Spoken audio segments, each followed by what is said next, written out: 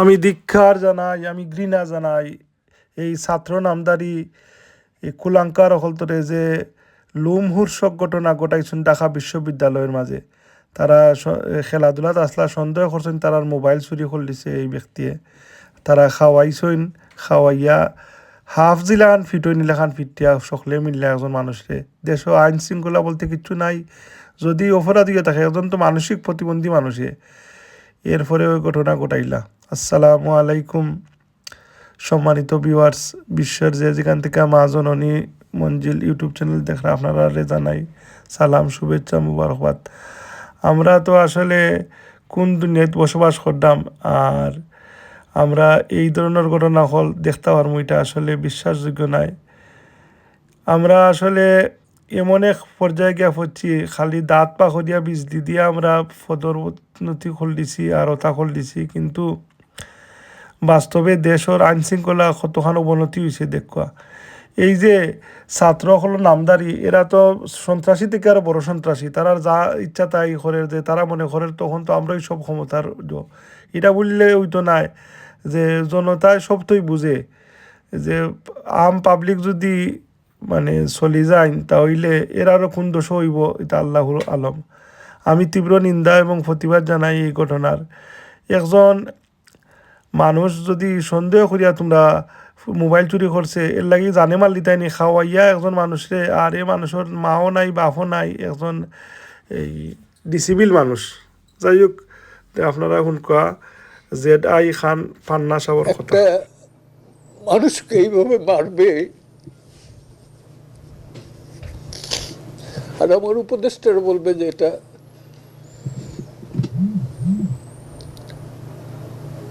কি বলবো, যে নিন্দাজনক না কি জানি বলছে।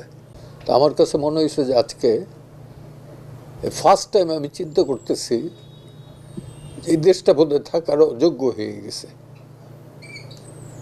এই ছেলেটাকে আমি চিনতাম ব্যক্তিগতভাবে, এবং সকালে দেখার পরে আমার সেই মন মানসিকতা কোর্ট করব এটা নাই। একটা অ্যাবনর্মাল লোক, অপ্রকৃতস্থ মানুষ, যার প্রতি আমরা সহানুভূতি দেখাবো, তাকে ভাত খাওয়াইয়া, কতখানি ঠান্ডা মাথার কাজ, ভাত খাওয়াই পিটে মারবো, এইটা তো অচিন্তনীয়। এই বড় বড় তো ঢাকা ইউনিভার্সিটির মতো যদি ছেলেরা করে, তার যাওয়ার জায়গাটা কোথায়? যেইখান থেকে 52 ভাষা আন্দোলন, 69 আন্দোলন, 71 স্বাধীনতার পতাকা, স্বাধীনতার ইস্তেহার, সব কিছু হইল সেই ইউনিভার্সিটি ক্যাম্পাসে, যে ক্যাম্পাসের মাঠেও আমি ঘুমাইছি।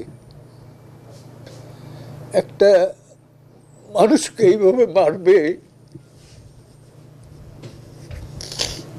আর আমার উপদেষ্টারা বলবে যে এটা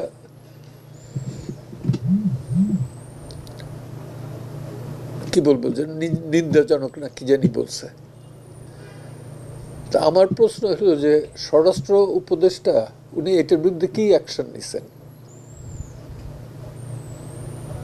আজকে বাংলাদেশে 30 থেকে 35টা মব জাস্টিসের এই ঘটনা ঘটছে। যদি না নেন তাহলে ওনার উচিত পদত্যাগ করা। লজ্জা থাকলে পরে বিন্দুমাত্র পদত্যাগ করা উচিত, এবং জনগণের কাছে হাত জোর করে মাপ চাওয়া উচিত।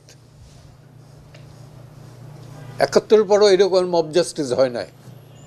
একটা মব জাস্টিস হইতেছিল ওই ইসে ঝিনুক কি পুস্তিকা, কাজী আনোয়ার হোসেন, ডক্টর কাজী মোতার হোসেনের ছেলে, সে একটা আর্টিকেল লেখার পর একদম থেমে গেল যে মব জাস্টিস দেখতে চাই না। তখন তো রাজাকার বললেই ধাওয়াই ধরত।